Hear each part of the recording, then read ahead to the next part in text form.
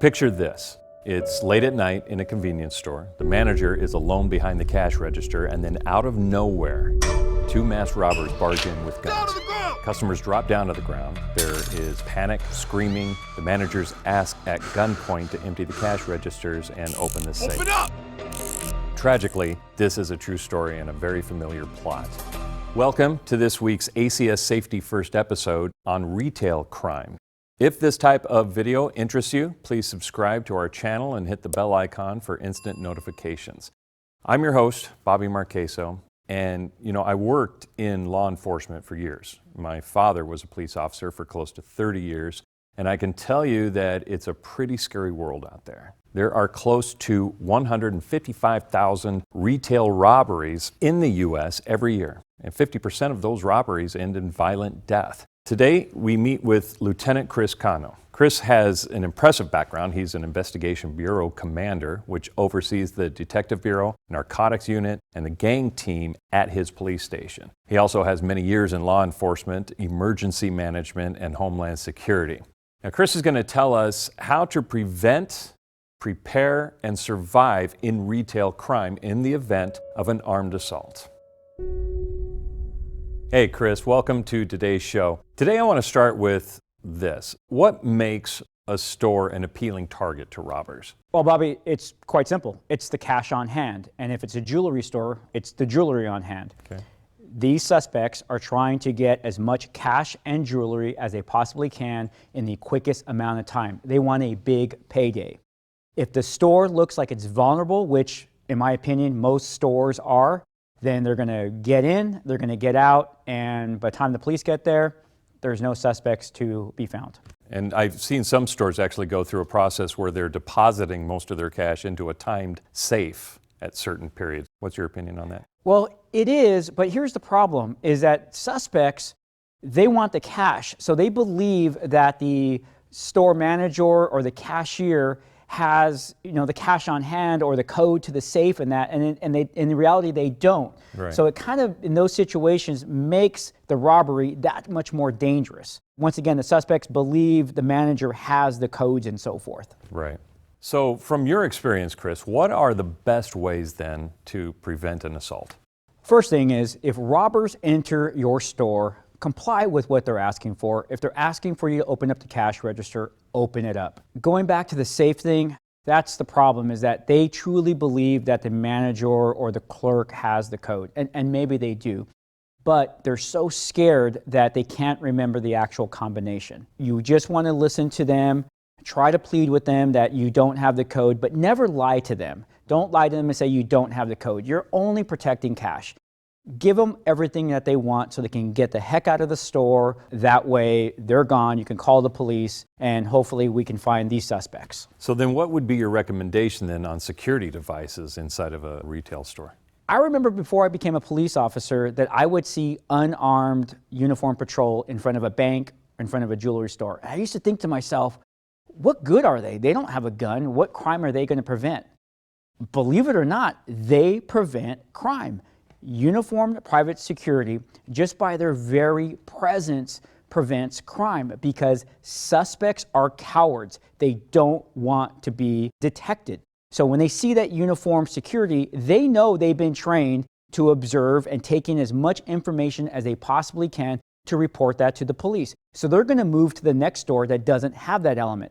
The second thing you want to have is you want to have some type of security monitoring system. And you want everybody to know that you have it. Right. You want them to see the cameras. You want them to see the signage. You want this. So this way, once again, we make this target what we call hardened in law enforcement. This is what the FBI tells different establishments what they need to do. They need to target harden their establishments. This is what we want you to do with your storefronts. I've also seen a lot of employees be trained. Some stores are really great about this, other stores not so much, but I've seen the employees trained to, when somebody walks in the store, to look them right in the eye and say, "Hi, welcome," or "Hi, let me know if you need anything." Something that directly communicates with the person walking through the door. And if it is a would-be assailant, they know that they've been seen and they're not as sly slipping in too. Just maybe another preventive measure.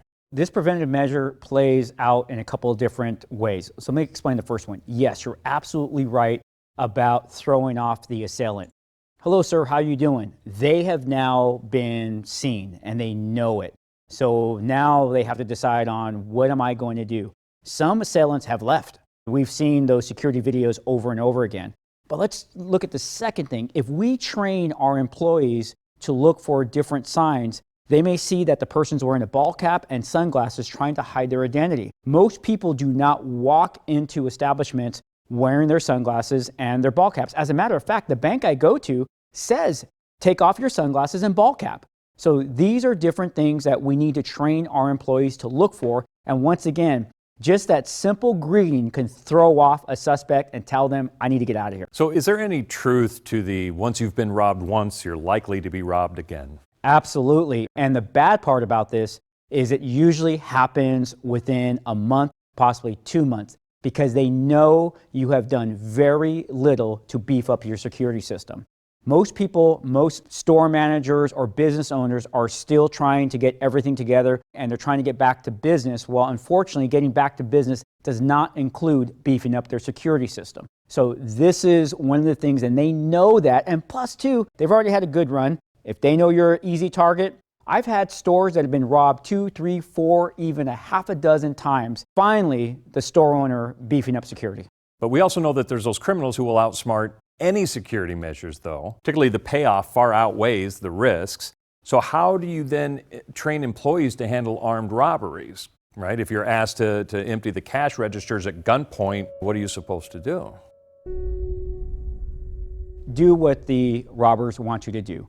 Empty the cash register, give them the jewelry, whatever they want, give it to them. But how do we prepare for this? We should be doing, we call it dry runs. Practice this. As a manager, you should be having your employees, okay, if someone comes through that door with a gun, what are you going to do? Are you going to run? Are you going to hide? To decide what you're going to do at the time of the robbery, that's never going to work. You should already know what you're going to do. So if you know you're going to run, which way are you going to run? Are you going to run to the back exit? Is there a back exit? Are you going to press the panic alarm button and then run? These are drills that you should be doing. In law enforcement, that's all we do. We train. We train for the bad day. Well, that's what you should be doing. You should train for the bad day if it should ever happen. The other thing with this is that I just recently did a debrief about the London stabbing.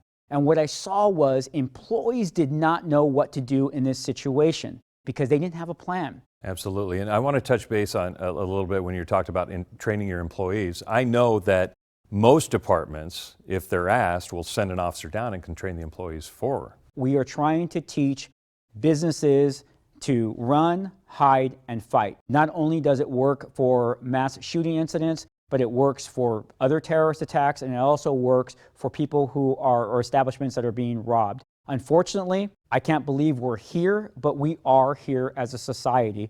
So we need to make sure that everybody knows what to do, and your local police departments will send police officers out to help educate you as a business and your employees as well. Run, hide, and fight. So when would you fight back? We recommend only fighting back when there are no other choices. I'm going to go back to the London incident.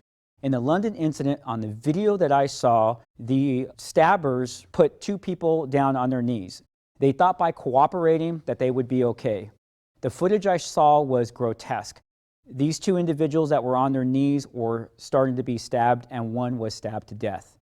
This is where you, as a person, need to decide on your life, and you need to now fight. Even if you have nothing in your hands, by fighting the assailants, you can cause them to stop their assault and go someplace else. As a matter of fact, in that same incident, an unarmed police officer started to fight with all 3 of them. He only had his baton. In the incident, he had hit them so many times that they decided that he was no longer a target and they moved on to another target. So he was able to save his life. Even though he did not have a firearm, he was able to save his life by using the tools that were around him and that he had. So in the entire aftermath of everything, your assailants just left the store. They have all the cash and whatever valuables that they could snatch. So in a way, you're very lucky to have survived. I mean, at that point, what's the first thing you do? You need to call the police right away. We need to get responding to your store, your establishment right away, because we also want to guarantee that the suspects have left. That's one of the first things. Now know this, in an active robbery, if you call and say your place has just been robbed, the likelihood of the police responding with lights and siren are likely. My police department, we respond with lights and siren. We are attempting to do two things. We want to get to you as quickly as we can, but we also want to alert the bad people that we're coming to get the heck out of your store, because we know if they're not in your store, they're not hurting you. So that's what we're trying to do. Some people will say, well, you're warning them. Yeah, you know what? I would rather warn them to ensure that you're safe.